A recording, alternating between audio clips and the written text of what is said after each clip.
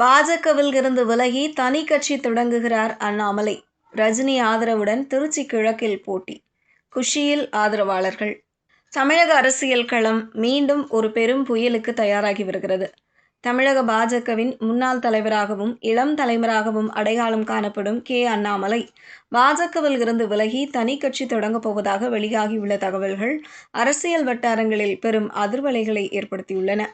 கடந்த சில வாரங்களாகவே அண்ணாமலை தனி கட்சி தொடங்கப் போகிறார் என்ற வதந்திகள் பரவி வந்த நிலையில் அவருக்கு நெருக்கமான வட்டாரங்கள் இதை கிட்டத்தட்ட உறுதிப்படுத்த தயாராகி வருகின்றன. பாஜகவின் முக்கிய தூணாக கருதப்பட்ட அண்ணாமலையின் இந்த திடீர் திட்டம் தமிழக அரசியல் சமன்பாடுகளை முழுமையாக மாற்றியமைக்கும் என்று அரசியல் பார்வையாளர்கள் கருதுகின்றனர்.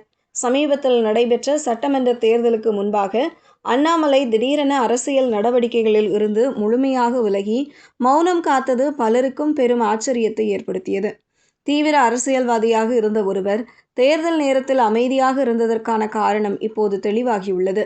அண்ணாமலை மத்திய அரசின் மும்மொழி கொள்கை மற்றும் CBSE பாடத்திட்டத்திற்கு எதிராக கடுமையான அறிக்கை ஒன்றை வெளியிட்டார்.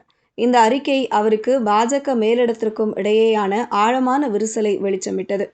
கட்சியின் அடிப்படை கொள்கைகளிலேயே முரண்பாடு ஏற்பட்டதால் மேலிடம் போதிய ஆதரவு கொடுக்காததால் அண்ணாமலை தனக்கென தனி அரசியல் பாதையை தேர்வு செய்ய முடிவு செய்ததாக கூறப்படுகிறது. தனி கட்சி தொடங்கும் திட்டத்துடன் அண்ணாமலை அதிரடியான முதல்கட்ட நடவடிக்கையையும் திட்டமிட்டுள்ளார். தமிழகத்தில் விரைவில் நடைபெறவுள்ள திருச்சி கிழக்கு தொகுதி இடைத்தேர்தலில் அவர் நேரடியாக போட்டியிட உள்ளதாக தகவல்கள் வெளியாகியுள்ளன.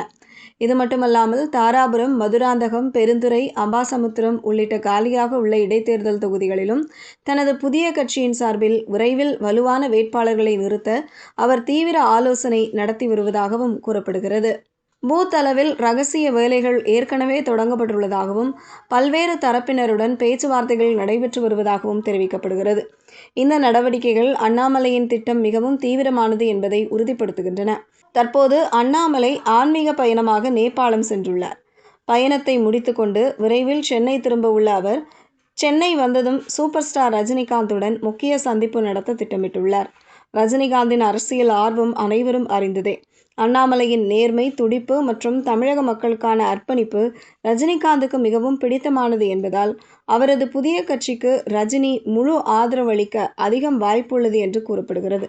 ரஜினிகாந்த் மட்டுமின்றி தமிழகத்தின் பல முக்கிய தொழிலதிபர்கள், ஓய்வு பெற்ற உயர் அதிகாரிகள் மற்றும் சில அரசியல் தலைவர்களும் அண்ணாமலைக்கு திரைமறைவில் ஆதரவளிக்க முன்வந்துள்ளதாக தகவல்கள் வருகின்றன. இந்த ஆதரவு அவரது புதிய அரசியல் பயணத்திற்கு பெரும் பலத்தை அளிக்கும்.